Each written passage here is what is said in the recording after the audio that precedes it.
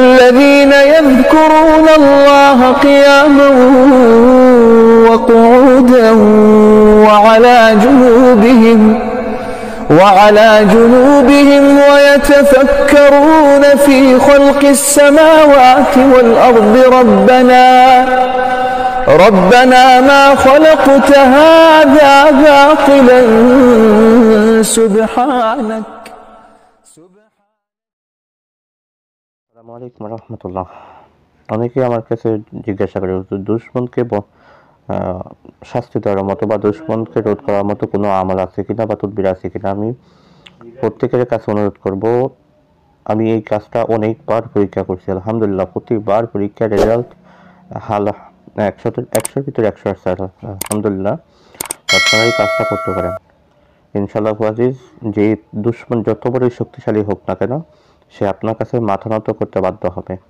সে দুশ্মনী করবে তো দূরের কথা, সে আপনাকে দেখলেও ভয় থরথর করে কাঁপে। আমার কাজের রেজাল্টগুলো কেমন হয় সেটা অবশ্যই আপনারা জানেন, আলহামদুলিল্লাহ। হাজার হাজার প্রমাণ ইউটিউবে সব জায়গায় আছে। তো যারা আমাকে দিয়ে করাতে চান তারা স্ক্রিনে ইমো নাম্বার, হোয়াটসঅ্যাপ নাম্বার দেওয়া আছে, আমার সাথে যোগাযোগ করবেন ইনশাআল্লাহ আজিজ। গ্যারান্টি সহকারে কাজটা দেওয়া হবে। আর যারা নিজেরা করতে চান তারা অবশ্যই সম্পূর্ণ ভিডিও দেখে ভালোভাবে নিয়ম বুঝে আমল বুঝে তারপরে কাজ করবেন ইনশাআল্লাহ। তো কাজটা কখন করবেন, কিভাবে করবেন সেই বিষয়টা নিয়ে ইনশাআল্লাহ আলোচনা করি। এখান থেকে আপনি একটা স্ক্রিনশট দিয়ে নিতে পারেন।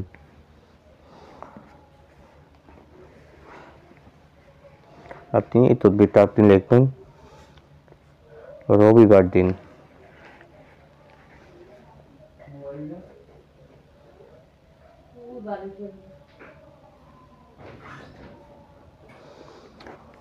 রবিবার দুপুর 12টার পরে, রবিবার দুপুর 12টার পরে আপনার এই তাবিজটা লিখতে হবে।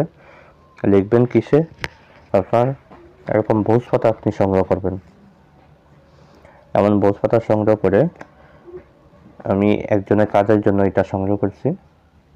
এই সপ্তাহে আমার 17 জনের রুগীর কাজ আছে।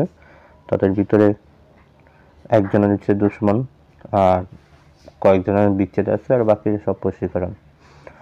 আর আপনাকে অরিজিনাল মেশকো জাফরান কালিটা সংগ্রহ করতে হবে। সংগ্রহ করে আপনার এই বোস পাতার উপরে আপনি নিম গাছের ঢাল দিয়ে, বোস পাতার উপরে নিম গাছের ঢাল দিয়ে, ঢালটাকে সরু আকারে চিকন আকারে আপনি বানিয়ে, কলম আকারে বানাবেন। বানিয়ে আপনি বোস পাতার উপরে এই নকশাটুকু আপনি 7টা নকশা লেখেন। 7টা আপনি নকশা লেখেন। আগে পরে নকশাগুলো লেখার আগে এবং পরে অবশ্যই আপনাকে 101 বার দুরূদ শরীফ পাঠ করে নেবেন। তো নকশাগুলো লেখার পরে আপনার সূরাতুল লাহাব, তাব্বাত ইয়াদা আবি লাহাবিন ওয়া তাব্বা, এই সূরা লাহাব আপনাকে 1001 বার পাঠ করতে হবে। 1001 বার পাঠ করে নকশাটার উপরে আপনি ফু দেন। একবার পাঠ করার পরে আপনার দুশ্মনের নাম নেবেন, যে আল্লাহ আমি অমুকের ছেলে অমুকের দুশ্মন, অমুকের ছেলে অমুককে অথবা অমুকের কন্যা যেই হোক না কেন তার জবানকে বন্ধ করে দাও, দুশ্মনী রোধ করে দাও। এই কথা বলে তাবিজের উপরে আপনি ফু দেন। ফু দেওয়ার পরে যখন আপনার আমলটা কমপ্লিট হয়ে যাবে, কাজের সদকা রয়েছে, সদকাটা অবশ্যই আদায় করে নেবেন।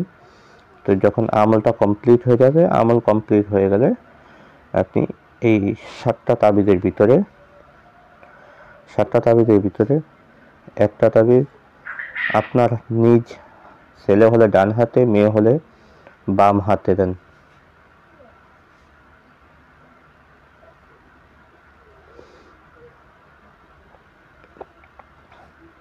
একটা হাতে ব্যবহার করেন। আর একটা তাবিজ আপনার যেই দুশ্মন আপনার যে রাস্তা দিয়ে চলাফেরা করে সেই রাস্তায় অথবা তার বাড়ির সামনে আপনি গেড়ে দেন।